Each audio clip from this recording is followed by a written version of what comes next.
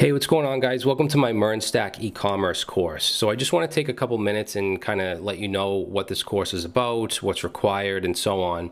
So this is a single project course. It's one large project, probably the largest that I've done in a course, and it's going to be an e-commerce platform with a full-fledged, shopping cart checkout system.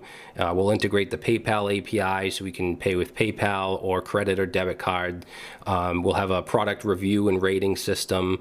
Customers will be able to, view all their orders. We'll have an admin area where you can manage your users, your products, your orders, and so on.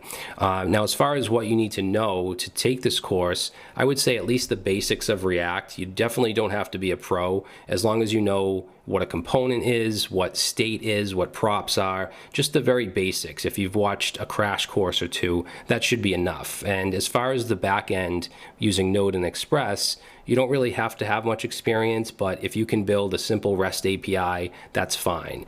You don't have to know JSON Web Tokens or anything like that, because we're going to go through all that in this course.